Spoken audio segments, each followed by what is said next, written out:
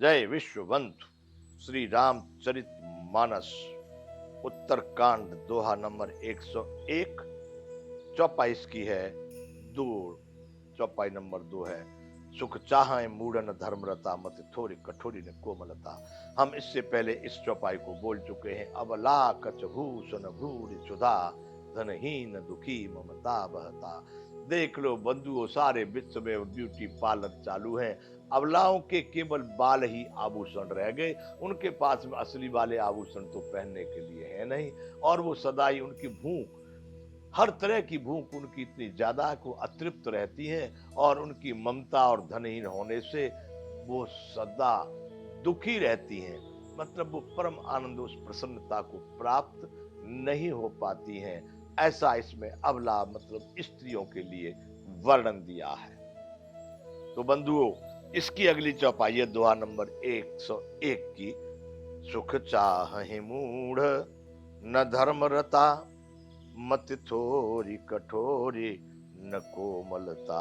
मूढ़ कहा है उनको, इस तरह का आचरण करके, केवल बालों को श्रृंगार बन के, अपने पतियों का अपमान करके, सब बातें पहले आ चुकी हैं। वो मूढ़, मूर्ख सुख चाहती है।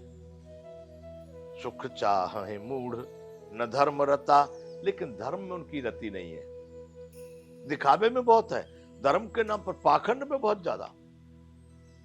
कई कथा वार्ता हो जाओ करते, अरे साहब घर में अपने पति की एक बात को मानने तैयार नहीं, लेकिन कथा में जाकर के नाचने का बहुत ज्यादा है। जैसे मान लो पूरा भगवान की भक्ति यही महाप्रभु चैतन्य या सुतीक्षण की तरह से दिखाई देते हैं। कोरा दिखावा, दिखाने लोग देख रहे हैं हमको, इसलिए यही पाखंड है बंधु। सुख चाहे मूढ़ न धर्म रता, धर्म में उनकी रति नहीं है, धर्म में प्रेम नहीं, और सुख चाहती है। मत थोरी कठोर कोमलता, अल्प बुद्धि वाली है, वो भी कठोर। अल्प बुद्धि है, थोड़ी बुद्धि है, और वो भी कठोर है। उनमें कोई कोमलता नहीं है, विनम्रता नहीं है। जिस तरह से मनुष्य किस तरह से विनम्र होकर के परमात्मा की ओर चलता है, धर्म की ओर चलता है, वो धर्म में उनकी कोई रति नहीं है। अल्प बुद्धि वाली है, वो भी कठोर बुद्धि वाली, उनमें कोमलता नहीं है। ऐसा इसमें वर्णन किया है। सुख चाहे मूढ़ न धर्म रता मत थोड़ी कठोरी न कोमलता। अगली चौपाई है नंबर 3। नर पीड़ित रोग न भोग कहीं अभिमान विरोध आकार नहीं। नर पीड़ित रोग न भोग कहीं। सब मनुष्य यहाँ पर पीड़ित है, अर्थात दुखी है, वेदना सहन कर रहे हैं, कष्ट में है, यानी चिंता में है। नर पीड़ित रोग, रोग से सभी लोग रोगों से पीड़ित हो गए। देख लो, मेरे विचार से 50 वर्ष के ऊपर वाले तो लगभग 80% लोग रोगी दिखाई देते, 40% वाले 50% हो गए। सबकी दवाइयां चालू है, बड़े परेशान है। किसी के घुटने दुख रहे हैं तो किसी की टांग दुख रही है, किसी की आंख गड़बड़ तो कान गड़बड़, तो किसी को शुगर हो गया, तो किसी को ब्लड प्रेशर हो गया, किसी को, अरे कितने रोग। एक व्याधि बस नर मरहे, ये असाध्य बहु व्याधि। पीड़ है संतत जीव को, सो के मिल है समाधि। ये भी आगे हम कहेंगे कौन कौन से रोग हैं, मानस रोग बताएंगे। अभी नर पीड़ित रोग न भोग कहीं, अनेक रोगों से लोग पीड़ित हैं। भोग कहीं, उनको भोग का मतलब सुख, भोग में वैसे सुख मिलता है, यहाँ पर भोग उसके लिए जो हमारी आवश्यकता के अनुसार जो हमें प्राप्ति होनी चाहिए उसको भोग कह रहे हैं, वो उनको मिल नहीं पाते। रोगों से बहुत पीड़ित हैं, लेकिन इच्छा अनुसार उनको जो चाहिए वो फल प्राप्त नहीं होते। अभिमान विरोध अकारण नहीं, कोई मतलब नहीं। दूसरा आगे बढ़ रहा, उसको देख करके खाली विरोध करने लगेगा, क्यों आगे जा रहा हमसे, इसका ये काम क्यों हो रहा, उसी कारण से विरोध। दूसरे के सुख को देख करके विरोध, किसी की उन्नति को देख करके विरोध अकारण। वो कुछ बोल नहीं रहा, आपसे उसका कोई लेना देना नहीं है, वो आपको जानता तक नहीं है लोग, तो अभी आप हमारे में भी ये दुर्गुण होते हैं। बड़े बड़े शासक और संत महात्माओं के वेश में अब ऐसा वैसा देख करके कभी हमारे मन में विचार आते, बताइए अब हम ये सोच रहे कि ये गलत कर रहे हैं और हम सही है, ऐसा सोच करके अकारण ही हमारे मन में उनके प्रति द्वेष पैदा होता है, अहंकार के कारण। नर रोग नर पीड़ित रोग न भोग कहीं, अभिमान विरोध अकारण नहीं। अकारण जिससे कोई लेना देना नहीं, लेकिन उसकी उन्नति, उसकी प्रशंसा, उसकी ख्याति को देख देख करके हम अहंकार के कारण, हम इतने अहंकार, हम मुझसे कम है क्या, अब अहंकार को लेकर के हम व्यर्थ में ही अकारण ही उससे विरोध मान बैठे हैं।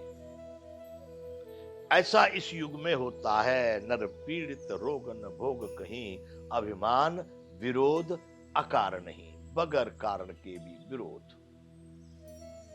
लघु जीवन संबतु पंचदशा, कल्पांतन नाश गुमान असा।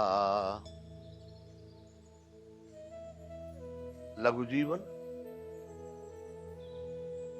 छोटा सा जीवन है। संबत पंचदशा, पंचदशा 5-10 मिला दिया जाए तो 50 साल हो जाए, या फिर 5-10 का मतलब 5-10 वर्ष। कितना सा जीवन है? लघु जीवन, छोटा सा जीवन, 10-5 वर्ष या 50 वर्ष, 5-10। लघु जीवन संबत पंचदशा, छोटा सा जीवन है, 5-10 वर्ष का, मान लो 50 वर्ष का, लेकिन कल्पांतन नाश गुमान असा। अहंकार ऐसा कि मानो कल्प बीत जाएंगे तो अभी मैं नहीं मरूंगा, मेरा कुछ बिगड़ने वाला नहीं, मैं बिल्कुल सही रहूंगा। हल्के पूरे लोगों की तो बात क्या करें बंधु, हमारे मन में भी कभी ये विचार नहीं आता कि संसार से जाना पड़ेगा और ये कुछ तुम्हारा कहीं भी नहीं रहेगा। यदि उस लक्ष्य को ध्यान में रखते हैं तो इस संसार में मोह ही नहीं होता है, फिर किसी से कोई लगाव भी नहीं होता, फिर हम अपने परमात्मा की ओर चल देते हैं। इसलिए बंधु यहाँ पर कहा है कि जीवन तो बहुत छोटा है, 10-5 वर्ष का है, परंतु कल्पों में भी नाश नहीं होगा, ऐसा अहंकार है। अहंकार कितना बड़ा है? 5-10 वर्ष का थोड़ा जीवन है, परंतु घमंड ऐसा है मानो प्रलय में, कल्पांत प्रलय काल में भी हमारा नाश नहीं होगा। इस तरह के अहंकार से लोग जी रहे हैं, अर्थात अपने शरीर नष्ट होने का, अपने मरने का उनको विचार भी नहीं आता है। नर पीड़ित रोग न भोग कहीं, अभिमान विरोध अकार नहीं, लघु जीवन संबत पंचदशा, कल्पांतर नाश गुमान असा। लोग रोगों से पीड़ित हैं, उनके प्रिय वस्तु उनको प्राप्त नहीं होती हैं, अभिमान के कारण अकारण ही दूसरों से विरोध करते हैं। छोटा सा जीवन 5-10 वर्ष का, लेकिन कल्पों में भी हमारा नाश नहीं होगा, इस तरह की धारणा से वो अपने जीवन में जी रहे हैं। बंधुओं, 5वीं चौपाई है, बड़ी विचित्र चौपाई है। कैसे सोचा होगा उन्होंने इस बात को? कलिकाल बिहाल किए मनोजा, मनुष्यों को कलिकाल ने बेहाल कर दिया। क्या कर दिया? नहीं मानत को अनुजा तनुजा। अनुजा किसको कहते हैं? बहन। तनुजा किसको कहते हैं? बेटी, पुत्री। बंधुओं, आज देख लो आप संसार में इस बात को उस समय कह दिया कि कलयुग ने, कली काल ने